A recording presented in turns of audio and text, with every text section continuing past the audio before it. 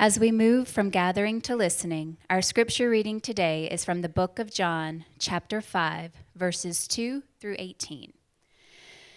Now there is in Jerusalem near the sheep gate a pool, which in Aramaic is called Bethesda, and which is surrounded by 5 covered colonnades. Here a great number of disabled people used to lie, the blind, the lame, the paralyzed. One who was there had been an invalid for 38 years. When Jesus saw him lying there and learned that he had been in this condition for a long time, he asked him, "Do you want to get well?" "Sir," the invalid replied, "I have no one to help me into the pool when the water is stirred. While I am trying to get in, someone else goes down ahead of me." Then Jesus said to him, "Get up, pick up your mat and walk." At once the man was cured. He picked up his mat and walked. The day on which this took place was a Sabbath, and so the Jewish leaders said to the man who had been healed, "It is the Sabbath. The law forbids you to carry your mat." But he replied, "The man who made me well said to me, 'Pick up your mat and walk.'" And so they asked him, "Who is this fellow who told you to pick it up and walk?" The man who was healed had no idea who it was, for Jesus had slipped away into the crowd that was there. Later, Jesus found him at the temple and said to him, "See, you are well again. Stop sinning, or something worse may happen to you." The man went away and told the Jewish leaders that it was Jesus who had made him well. So because Jesus was doing these things on the Sabbath, the Jewish leaders began to persecute him. In his defense, Jesus said to them, "My Father is always at his work to this very day, and I too am working." And for this reason they tried all the more to kill him. Not only was he breaking the Sabbath, but he was even calling God his own Father, making himself equal with God. This is the word of the Lord. Thanks be to God.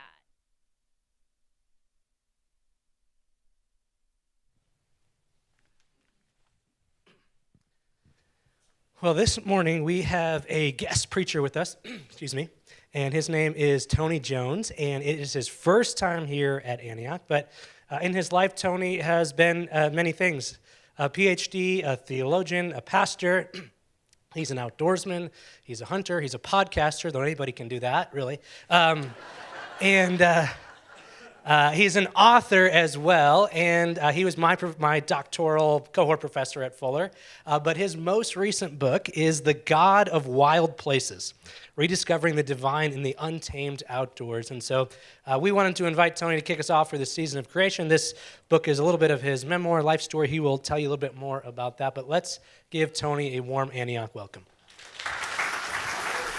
Thanks, buddy.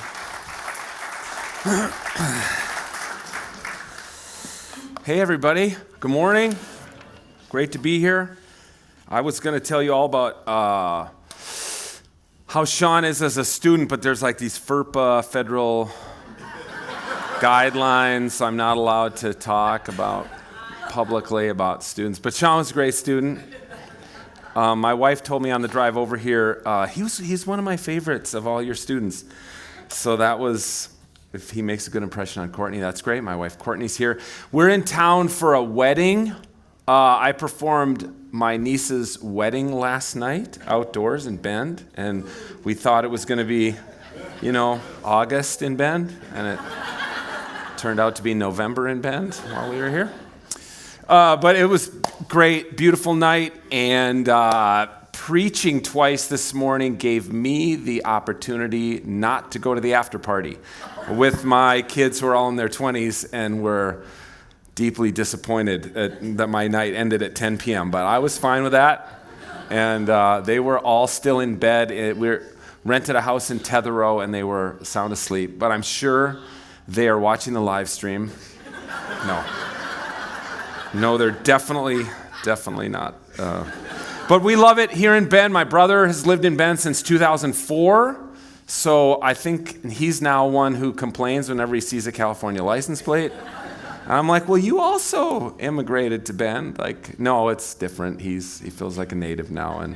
But I get back here like probably once a year, and have loved being able to connect with Sean since he's moved here. So it's great to be here this morning at Antioch. And I want to give a spoiler alert because I'm going to tell about some hard parts of my life, and this is like the worst thing you can do in storytelling is like tell how it ends, but it all ends well. There's a photo here because my kids didn't make it to church this morning. That's me and my kids. I got 2 in their 20s, and then the middle one there, he's now a freshman or a sophomore at TCU. He's probably on his way to the airport here any minute to fly back and go back to college. But everything ended up well, okay? Everything ended up well. But now I'm going to backtrack and tell you some stuff that didn't go so well. The next picture is my ordination day, which was September 7th, 1997. And I'm standing there with my 3 favorite high school teachers, each of whom came that day to watch me be ordained into the ministry. And it was the end of a long journey for me that started when I was in probably, I think 7th grade was the first time that I articulated a call to ministry. I was picked to give the offering prayer on Youth Sunday at our church.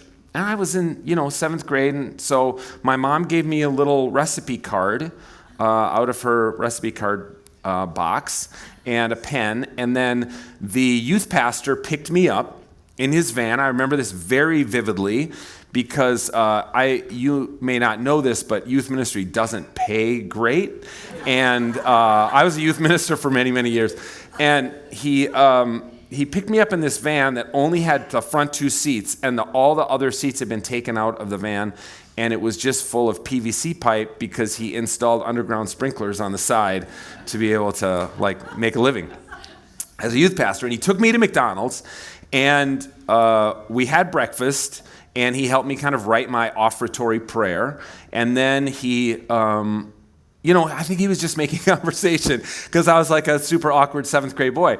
And he's like, well, what do you want to do when you grow up? We're just making conversation. And I said, I want to be a youth minister. And I look back on that now, and I think it's because my dad used to come home from work. My dad was a business guy, and he would come home from work in a bad mood every day. And he wore a suit with a tie to work every single day. And he came home, and he was just, I don't know, he just seemed to me like he was always upset about something at work. And then we'd have dinner, and then he would go into his office and close the door and keep working. And then I looked at Paul, my youth pastor, and this dude, he wore shorts every day. I never, ever saw him in a tie. He got paid to take us on ski trips to Colorado. He got paid to go whitewater rafting. I'm like, why in the world would anybody do what my dad does when this is an actual thing you can do? You can be a youth pastor? So that set the trajectory of my life. And then I just was on that path all the way through high school, all the way through college. I went straight to seminary. I went to Fuller, where Sean got his doctorate, and that's where I got my master's. And it was the path I was on and then I did some work on a Native American reservation in South Dakota, and then ended up on that day, my ordination day in 1997. And everything was just as I thought it was going to be. Everything was going perfectly to plan.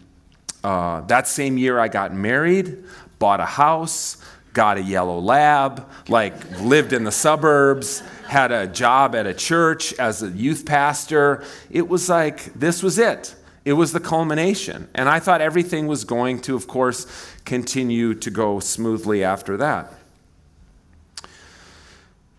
One evening, I was with the youth committee. And the youth committee at a church, this is a big kind of mainline-y type church in Minnesota where I was the youth pastor. And the youth committee was parents, just well-meaning parents who would come once a month and help me plan the confirmation banquet, or how are we going to do fundraising for the mission trip. These were just parents of kids in the youth group who were helping me out. And for whatever reason, one night, I have this vivid memory of this night, I came completely unglued at these well-meaning parents.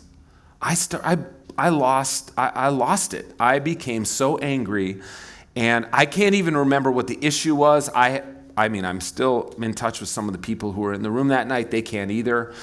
But two of the parents of two different kids, this guy named Doug and a mom named Linda, they were like the chair and the vice chair of the committee. And they ended the meeting, and I remember them walking me to my car and trying to calm me down. And Doug said, why don't we go have breakfast? I was 30, I was 29, maybe 30. He said, let's go have breakfast this week. And we did. And he said, I think you have a lot of anger. And he said, I have a lot of anger. He was in recovery from alcohol and drug use. He had been for many, many years. And he said he'd gone through an anger management course. And he encouraged me to do that as well, which I did do. I went through the same anger management course that he did. And he said, and have you ever been hunting? No, I'd never been hunting. My dad didn't hunt. My grandfathers didn't hunt. It was not a thing we did. He said, why don't you come duck hunting with me? I was like, yeah, sure.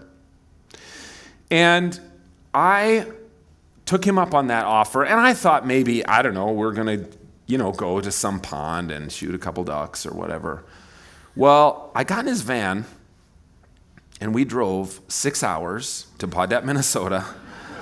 And then we got in a boat, and we went 4 more hours into Lake of the Woods. And then we found a little cabin that he had way up in the Canadian part of Lake of the Woods.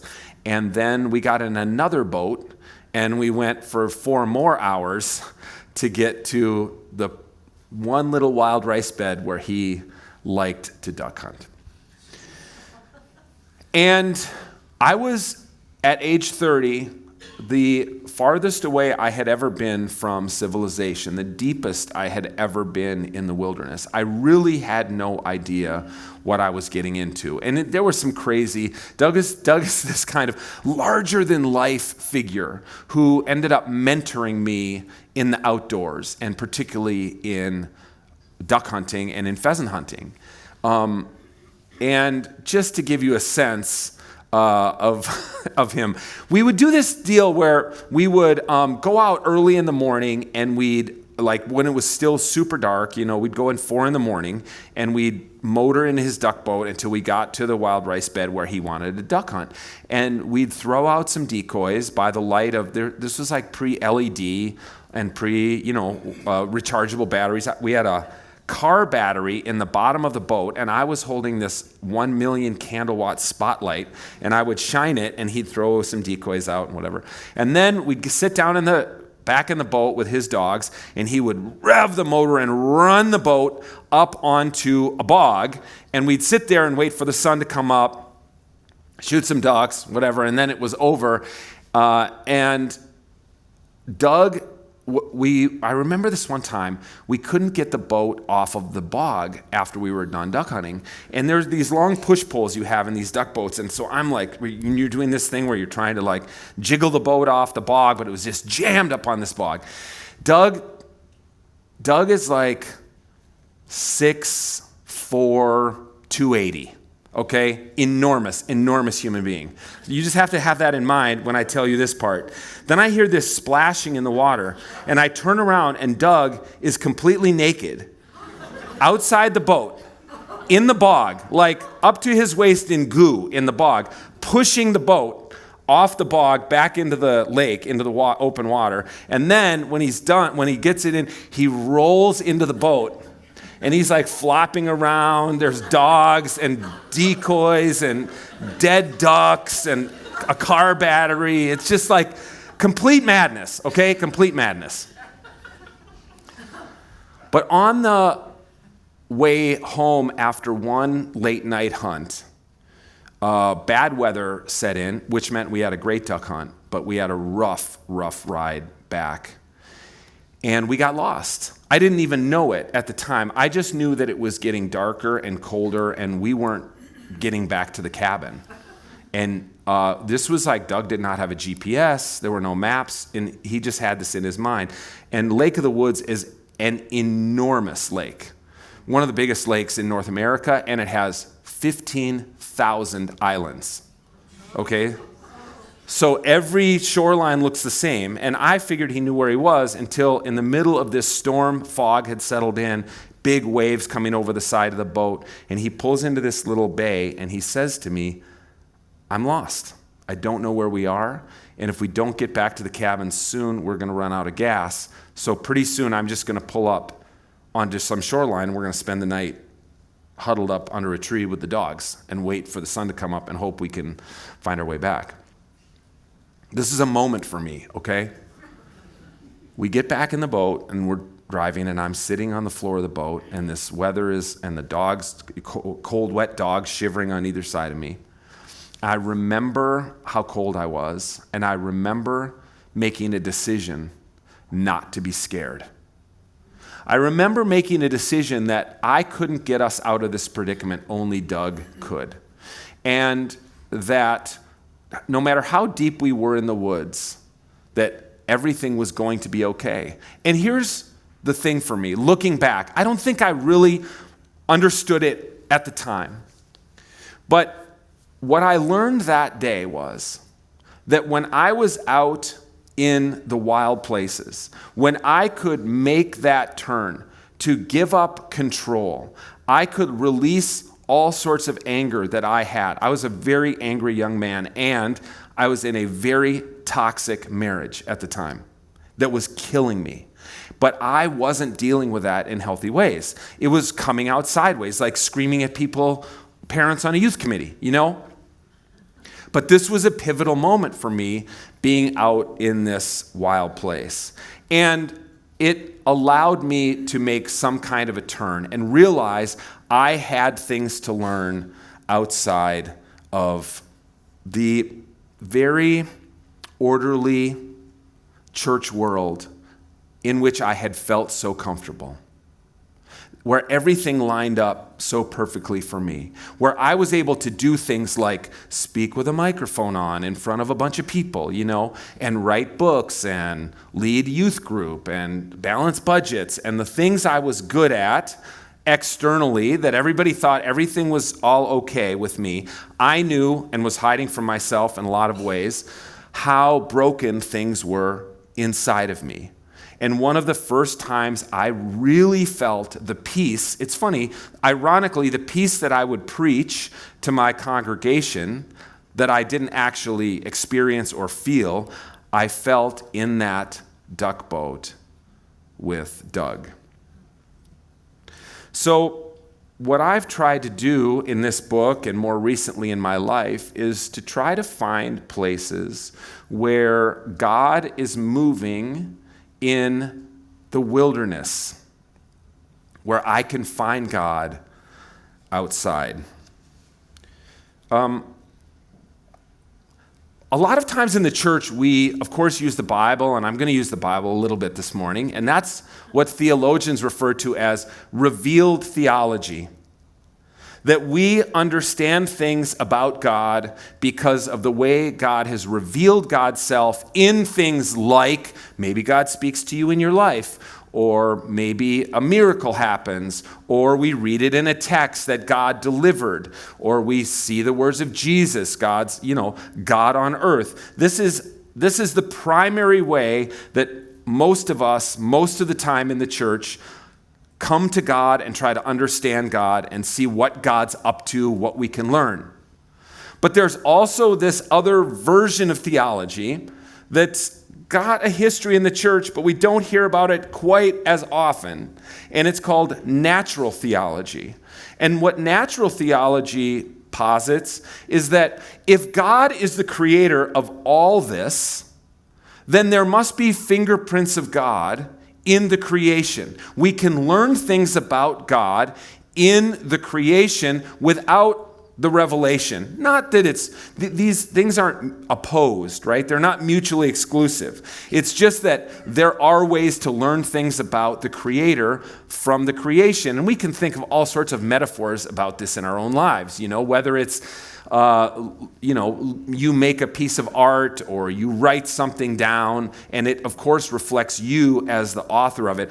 Or you raise children, and you know that your fingerprints are on those children. Like how they turn out is in part because of who you are and how you raise them. So this is basically on a broader scale what theologians talk about when they talk about natural theology. I want to talk a second here about this text because I think this has something actually in a way that we can weave these two things together, revealed theology and natural theology. It comes from the 5th chapter of the Gospel of John. And just a primer, just because I don't know this congregation, maybe you know all this stuff. But the Gospel of John is distinct from the other 3 Gospels. We call the first 3 Gospels the Synoptics, Matthew, Mark, and Luke. And they were written probably middle of the 1st century, okay? The Gospel of John is written significantly later, maybe between 90 and 110. So quite a bit later. And as a result, the Gospel of John has a very different kind of voice and tenor than the first 3 Gospels. It has what most theologians agree is a more advanced, more developed theology because it's later and the church has been around more and Jesus has been gone longer by the time it's written down. So the people who are putting these stories together have had more time to reflect on the life of Jesus and what it meant, and they're putting the pieces together. Plus, there have been some big major changes in the world, like for instance, the temple being destroyed by the Roman generals in the year 70. So the temple in Jerusalem no longer exists, and Judaism has dramatically changed from the time that the Synoptic Gospels were written to the time the Gospel of John was written. As a result, we see different ways that the writer of the Gospel of John uses things like, for instance, miracles. Miracles are really different between the Synoptic Gospels and the Gospel of John. In the Synoptic Gospels, this will sound familiar to you. There's a lot of talk about the miracles in the Synoptics showing Jesus' power.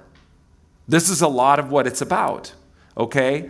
That you can think of this, one of the most very common in the Synoptic Gospels, after Jesus performs a miracle or does a teaching, then one of the gospel writers will write, they were amazed at the power that he had. They were shocked at the power in his words, or they were amazed at the power of his miracles. We don't hear that so much in John. John's a little bit different. John's emphasis in these miracles, here's the way to think of it. When these Synoptic Gospels are being written, the general idea in the church was Jesus is going to come back soon. By the time John is written, 40 or 50 years later, a lot of Christians and the people who are writing down these stories and the people who are gathering in churches are saying, maybe Jesus has already returned in the way of the Spirit. Maybe that's the return. It's what theologians call a realized eschatology. So eschatology is the study of how it all ends, what it all means in the end. And the realized eschatology in the Gospel of John means God is at work now in the way that Jesus promised he would come back. So the miracles in John, in the first half of John, where all the miracles are about a sign of God's kingdom, not coming, but kind of already here. That's how the stories are told. And in fact, we see that in this text. We heard it today because the word that you don't find in the Synoptic Gospels and you do find in the Gospel of John is, this is my work. Interesting word. This is the work I'm doing, and I'm doing the work of the Father in these miracles. This particular miracle I thought was interesting in introducing this season you are all in of finding God in creation. Because it's It's a funny one that only occurs in John. It doesn't occur in any of the other Gospels. There's a pool that archaeologists have actually found and discovered. There's some question about the actual name of the pool. You can look in the footnotes of your Bible and it'll say different ancient manuscripts have different names for this pool. But we found this pool with the 5 porticos in Jerusalem. And according to this story, all sorts of people are gathered. Paralyzed people are gathered. And the story in the first century was, the idea was, when the water stirs, the first person to enter the water gets healed. And the guy Jesus comes up to is an interesting miracle because Jesus comes up to this man, this unnamed man, and he'd been there, we are told, for 38 years. He'd been paralyzed for 38 years. And this is what's interesting, is that Jesus says, "Do you want to be healed?" And the guy doesn't answer. He doesn't say, "Yes, I want to be healed."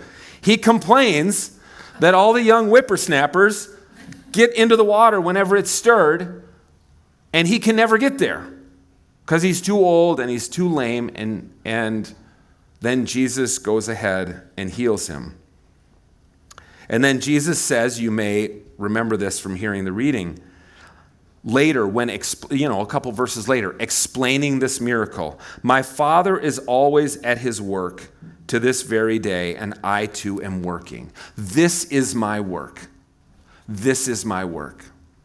The Jewish leaders go on, it's not really the point that we're talking about today, to be very upset about Jesus healing on the Sabbath.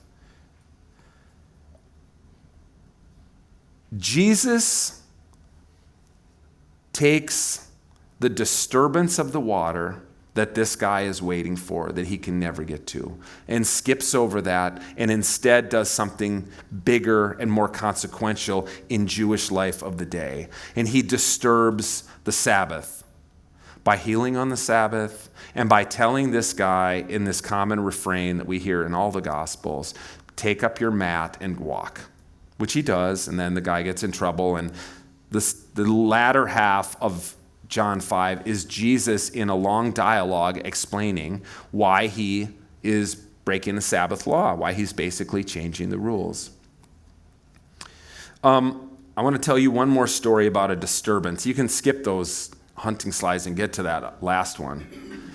In 1973, and because I want to tell you something about disturbance and what I've learned.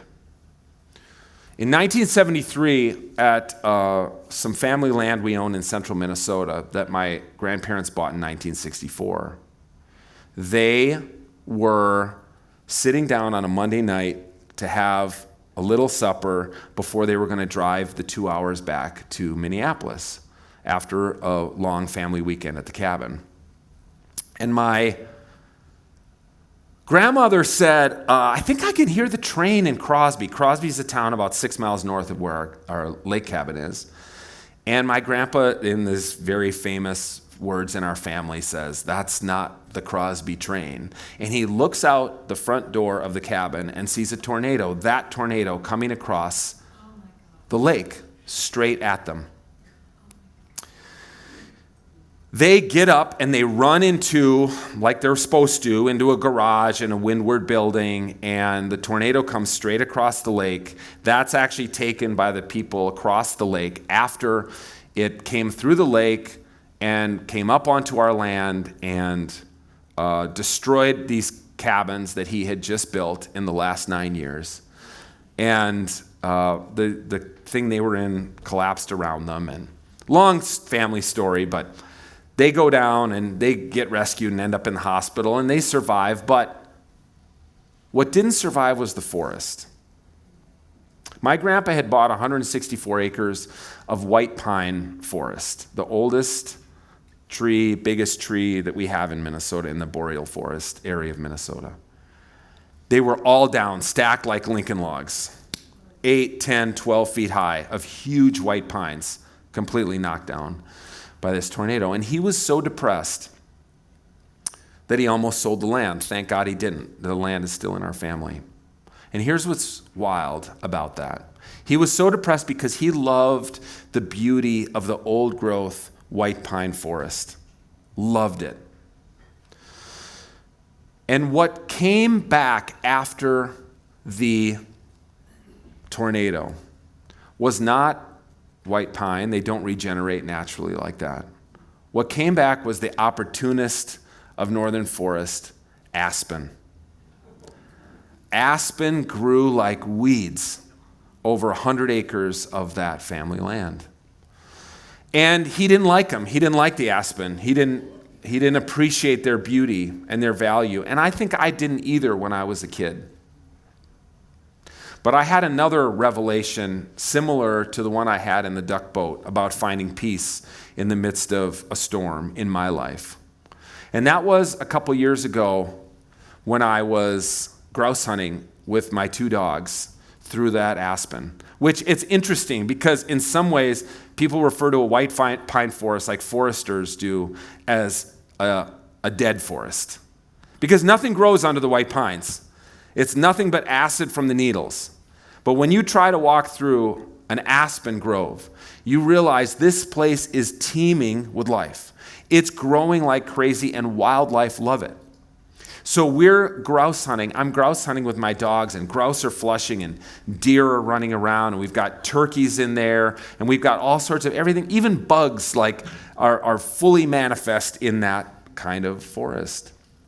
And I remember stopping and thinking to myself, I thought my life was going to be very clean, that my life was going to be full of right angles, that everything was going to be orderly, just like I had been taught in my church growing up, in this very kind of Reformed Presbyterian type of church environment. And my life ended up being, because of subsequent to that duck hunt and my time as a youth pastor, a divorce and custody fight and a lot of mess and chaos.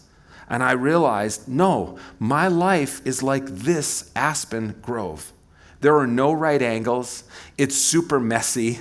There's thistles and thorns and shrubs and everything growing up, but also it's like extraordinarily beautiful. And it was a real mind change for me to start to realize that God comes to me like, I will say, like this man in John 5, unbidden, unannounced. And I wasn't like the guy in John 5 who can't even answer Jesus' question, do you want to be healed? The obvious answer is yes. And instead, he just says, well, I can't, this isn't working out the way I thought it was going to work out. But in spite of his denseness, Jesus heals him. In spite of my own denseness to the realities of life, God came to me in messy places, messy times, and I was able to learn from these wild places that God works in spite of my reluctance, in spite of my obtuseness, by teaching me in wild places that God comes in the chaos and the mess and the lack of right angles, and not the way I thought it was going to be in my life, but in a way that's so much more robust and abundant and beautiful. And for that, I'm thankful. Thank you for having me. Amen.